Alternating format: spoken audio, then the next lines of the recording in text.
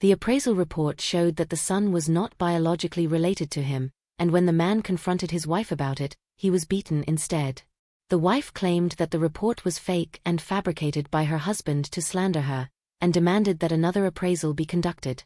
Unexpectedly, when the results came out, the wife was slapped in the face by the truth.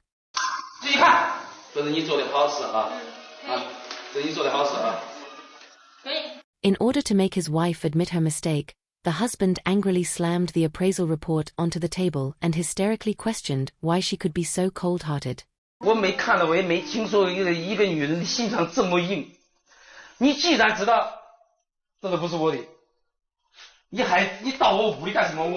Faced with the solid evidence produced by her husband, the wife was momentarily stunned, but quickly regained her composure. She then put on an indifferent attitude and casually said that her husband had taken the child for a paternity test without her consent, so she had reason to suspect that the result was fake.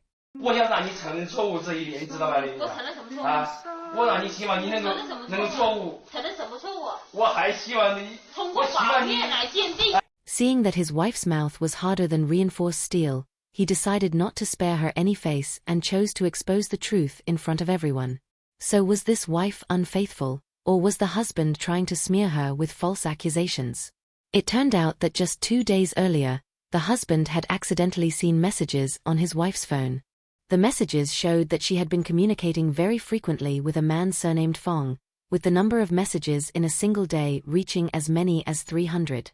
Thinking about how, when he talked to his wife at home, she would become impatient after just a few sentences, he began to feel that something was off. Driven by curiosity, he started to look through the chat history, and one message even mentioned his own son.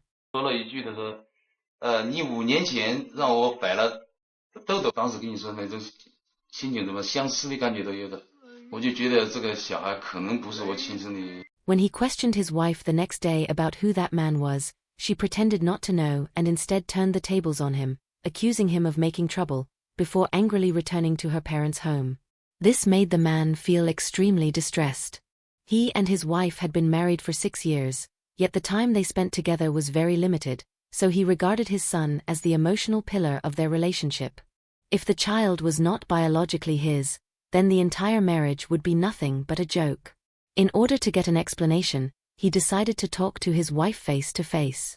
However, as soon as he arrived at her parents' home, she shut the door directly and told him to get as far away as possible.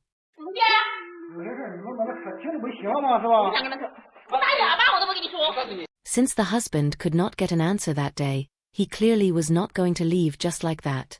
He chased after his wife and asked who that man surnamed Fong really was, which seemed to touch a nerve.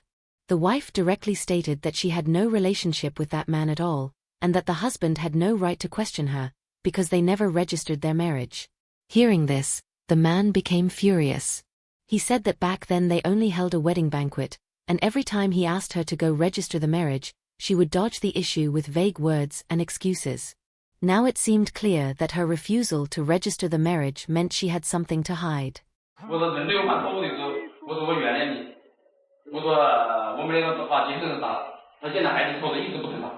At this point, the wife said that if she were given another chance to choose, she would rather live with a beggar on the street than be with him. The husband responded by saying that she had someone else outside now, so it was natural that she looked down on him.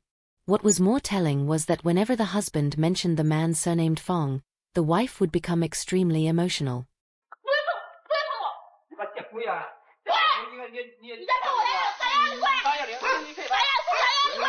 Seeing that the husband kept pressing for answers, the woman even picked up a stool and tried to hit him. As the situation was about to escalate into a physical fight, the reporter, afraid something serious might happen, quickly separated the two. In order to calm things down, the reporter chose to talk to the wife alone. Facing the camera, the wife appeared aggrieved. She said that she was a woman and also needed care and affection. What was wrong with having 1 or 2 male close friends? Her husband was never home all year round, so was she not even allowed to chat with other people? Moreover, she said she had already lost all hope in her husband. She recalled that when their son once fell seriously ill, her husband did not return for 10 days after learning about it, so she no longer had any expectations of him. And when the reporter asked whether she had cheated, the woman flatly denied it, claiming that she had never done anything to betray her husband. Hearing this, the reporter even felt sorry for her, but if not for what happened next, the reporter would never have believed she could lie so blatantly. The man discovered through the appraisal that the child was not biologically his, and when he confronted his wife, he was beaten instead.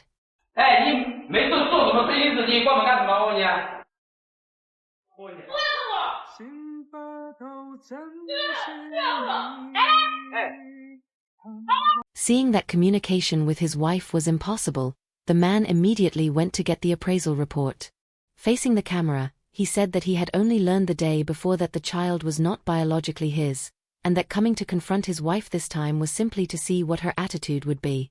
If she were willing to admit her mistake, he said he could tear up the report on the spot, completely forget about the matter, and continue to treat the child as his own.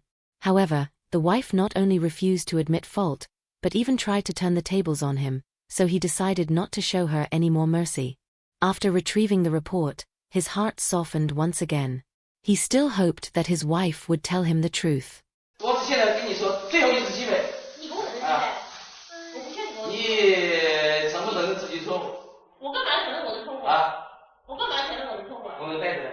Seeing that his wife still refused to admit the truth, the man slammed the appraisal report hard onto the table.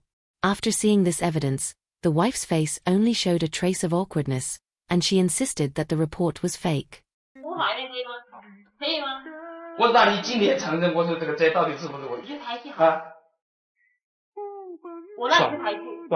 After completely failing to communicate with his wife, the man left in disappointment. He decided to meet his wife's unreasonable demand. As he stepped outside, his son Dodo ran toward him. Perhaps because they had not seen each other for several days, the child clung to him and acted spoiled in his arms. Even though he knew the child was not biologically his, he was still extremely gentle with him. Perhaps in his heart, even if the child truly was not his, as long as his wife was willing to admit her mistake, he would still be willing to treat the child as his own. However, his wife's attitude made it impossible for him to face this calmly. The next morning, they met at the courthouse entrance, and the wife immediately began hitting and kicking him, even trying to take the child away by force. But the man stated that if there was no explanation given today, the child would not be taken away by her. At that moment, the wife's attitude suddenly changed.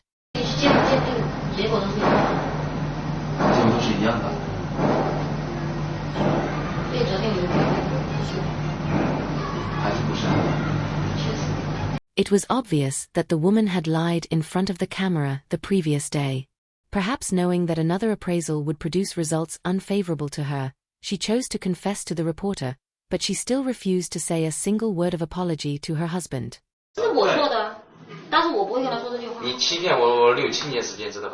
After saying this, the woman stood up and left. At this point, the lawyer explained that because they never registered their marriage, the 6 years they spent together were considered a cohabiting relationship. Apart from requesting appropriate financial compensation from her, the man could not pursue any other legal responsibility against the woman, nor could he obtain custody of the child.